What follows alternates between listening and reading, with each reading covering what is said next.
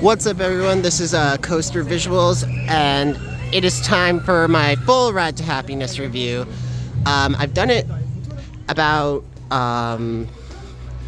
this is ride number 9, I think. And my thoughts have changed a lot.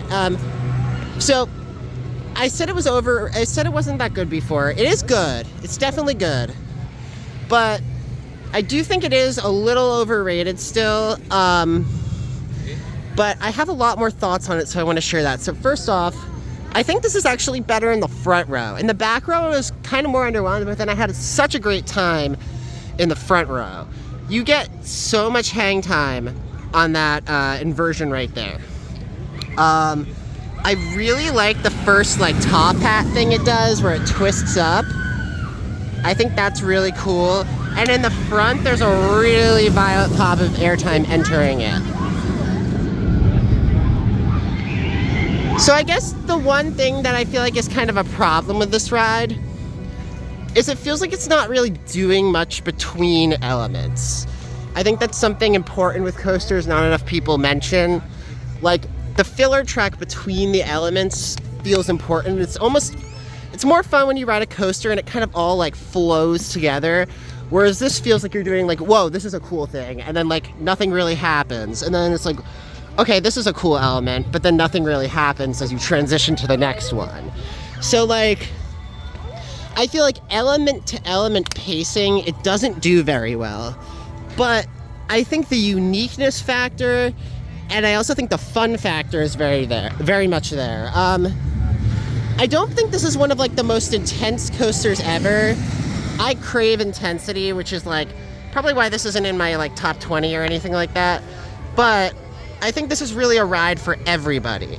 It's fun for someone who's maybe 10, someone who's maybe who's a lot older, someone who's a thrill seeker. I feel like anyone can enjoy this ride. It's not gonna absolutely destroy you with intensity, but it's definitely still thrilling.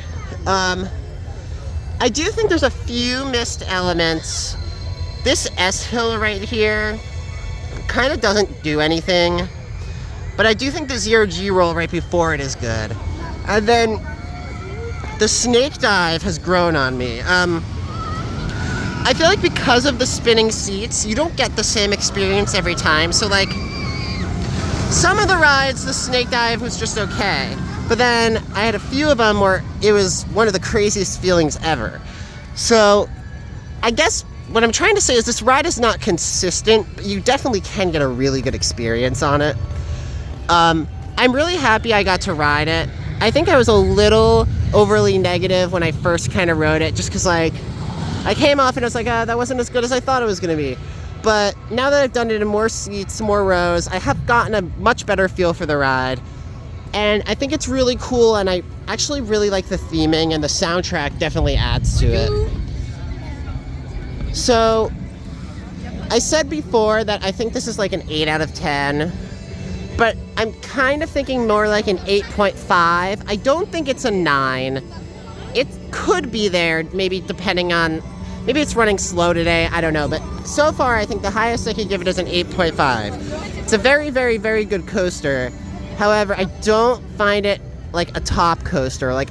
There's 5 other coasters on the trip that I've ridden so far that I would rank above this.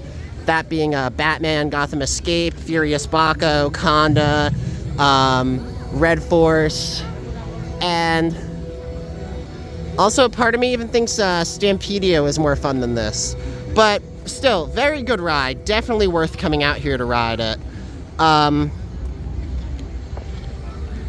I do think this is probably my favorite Mock Rides coaster. I haven't been on that many yet. I'm gonna get some more on my Europe trip, but I mean, this definitely is better than Time Traveler, that's for sure. I think this park is really cool, and I really liked this park overall, and I think this is definitely the standout attraction here.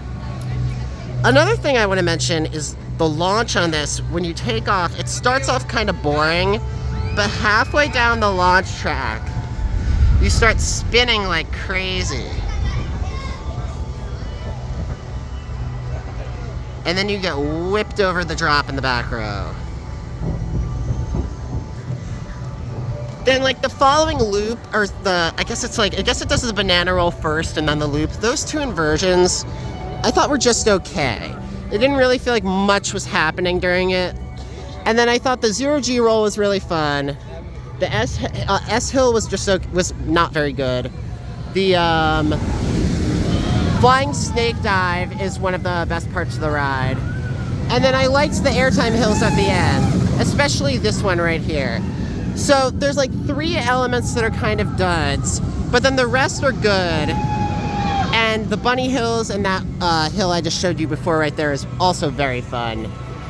So like, it's not a perfect ride. It does have some dead spots, but I still think it's a really great coaster. I would definitely say overrated, but still fun. I definitely enjoy it.